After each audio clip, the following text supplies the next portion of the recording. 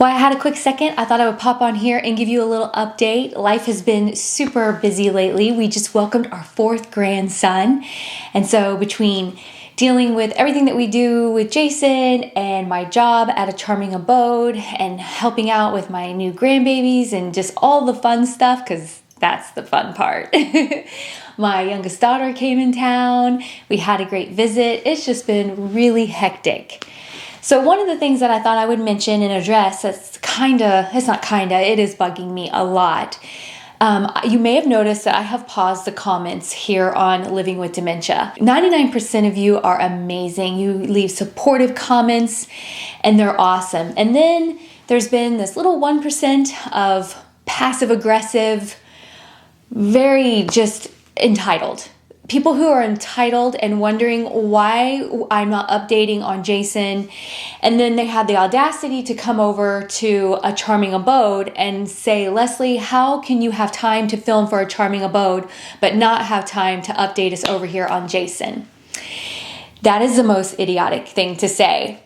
A charming abode is my job. That is how I make a living in order to stay home and take care of Jason. It has taken me years to build up to where I am today, to where I have a fantastic YouTube family. I've earned the respect and have sponsors now.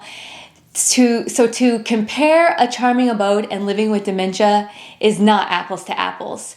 We moved all of Jason's stuff over to Living with Dementia because we wanted to continue to educate others, because there's a stereotype of what people are like with dementia, and you just don't see a lot of early onset. You don't see a lot of people in their 40s dealing with this situation. And so we wanted to share that with you guys and bring that to you. But Jason is struggling a lot more now and no longer feels like sitting in front of a camera. If you follow along and you're that invested, you know and could see in the videos that I know, honestly, he was doing it for you guys. And he was like, well, they're really going to want to know. He no longer has that apathy, no empathy. He doesn't care. He doesn't want to sit here and talk for strangers. And people get offended when I say strangers. Yes, we have built a community and you feel like you know us, but I know nothing about you. And the people that I do know about know how to reach me. Others who actually have husbands or spouses going through the exact same situation, we connect, we talk. Then there's the group of people who just want to see what's happening with Jason. And they care about him. And they want to know what's going on. But there is a difference between people who just see somebody on the internet and care about their situation compared to those that are actually going through it. And so I'm going to continue to keep the comments paused. And I don't know how often I'm going to be able to update over here. It's really difficult because now, when I made videos in the past, it was because I wanted to have those memories and I wanted to help others. And I feel like I set out to break a stereotype and show, and I've achieved my goal. My goal was not to show all the bad and all the ugly of dementia and every single thing, and in doing so degrading my husband, which I will not do. And just that entitlement of people who come on, it makes me angry. And they're like, why are you holding Jason hostage? Why aren't you showing us? You started this. We want to see. You don't get to see. You don't have that right. It's not your life. Nobody cares if you see or not. Yes, that is my true feelings. It makes me angry. That is my husband who is a human. And every day is a struggle. And the last thing I think about is, I need to update YouTube and let everybody know that Jason's having a really bad day. It's just, I don't even know if I would be able to put this out because people aren't used to seeing me be negative.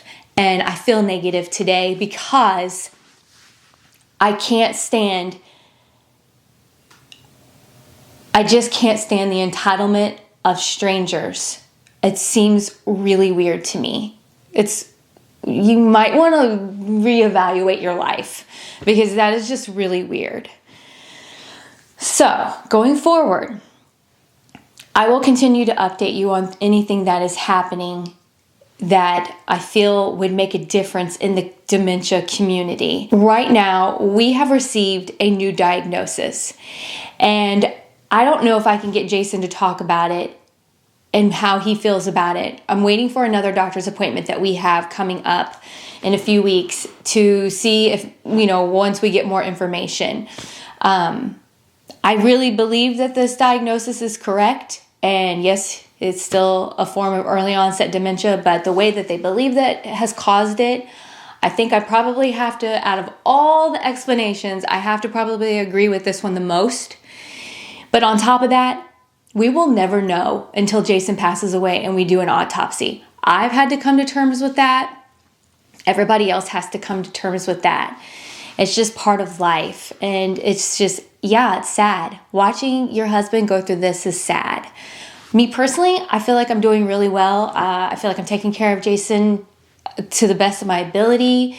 I have a great network of people around me and support. And I do everything I can every day to keep him happy, make him happy. It's very difficult because, your loved one no longer treats you the way they used to, or you have a partnership that's just all gone. And so, but he's really struggling with his day-to-day life. He no longer does anything. I can't hardly get him to cook. And when he does, there's lots of mistakes. Just getting him to follow through his thought process. It's not great to take him out in public very often because he doesn't have appropriate responses anymore. It's just really odd. And it's not really odd, but it is really odd. When you've been with someone since they were 15 years old and then to see their behavior now, it is embarrassing. It can be embarrassing, but I'm also so used to it. I just feel like desensitized to it. And I hated the last video that we made, and I told about how Jason lies. And a lot of you got bent out of shape because they were like, oh, it's just confabulation. No, yeah, he does confabulate, but no, he has this tendency to just flat out lie. I think you felt offended or just didn't enjoy hearing the truth. And so coming on here and giving you updates about how he's doing, including the bad like that, didn't feel right. It didn't feel comfortable because I'm not going to want to look back on these videos because this is not how I'm going to remember Jason. This is not my JJ. So coming on and talking and just to get on and tell you the bad, that's just ugly. I just can't do that ugly. It's just not a good thing for anybody's frame of mind. You guys weren't handling it well. I don't want to talk about the ugly. I don't want to share that. And I don't want that to be the memory that we have of my funny, loving husband. I wish I could say he's still funny, but it's not. There's not a lot of fun happening. So right now, this is called survival mode. This is that stage of dementia that a lot of people don't talk about. It's before I feel like they crest over to where you get to where what everybody thinks of with dementia. We're right there. And it's new and it's different. And the only reason I'm sad is because I'm so sad for Jason. Dude, he would die if he could see himself. He would just be... He just wouldn't believe that he acts like he does. And so that's what makes me sad. Me personally, I'm actually handling it well. I might be crying, but I'm crying for him. I'm not crying for myself. I'm crying for him. I'm actually personally doing great. I have a wonderful relationship with the Lord. I walk with him daily, and I know he's right by me. He's never leaving me. He's never going to give me more than I can handle. And I am truly blessed. I have a beautiful family. I have the blessing of being able to earn an income at home, taking care of Jason. So that's how you can support us. Watching videos on A Charming Abode, liking, sharing, kind comments, those are all so supportive. This channel right here, this channel doesn't really earn money. I mean, because we don't put out videos, and that's okay. This was never made to make profit, but A Charming Abode was. And so when I have spare time, which I really hardly ever have spare time, when I do, I would like to relax and just, do nothing, not be like, whoa, hold on, I gotta go film for the people who need to know how Jason's doing, or they're gonna leave rude comments. So at this point, I'm gonna keep the comments off so I don't have to see them. Everyone's like, just ignore them, just block them. I still see it. It's still on my face. So I'm just gonna leave them off for now. That'll just help with my frame of mind and help me to focus on what's important. And what's important is Jason, and just keeping him safe, keeping myself safe, and focusing on my family. And that's what I plan to do. So here in the next few weeks after our doctor's appointment, I will try and come back on and go over all the new stuff that's been going on and the new diagnosis. To those of you who are going through this also, you understand, you see me, and I know you know what's going on behind the scenes. And for those that have never dealt with this personally, where you live with someone, I want you to at least try to have some empathy and understand and realize that there's so much more that goes on behind the scenes than what you see.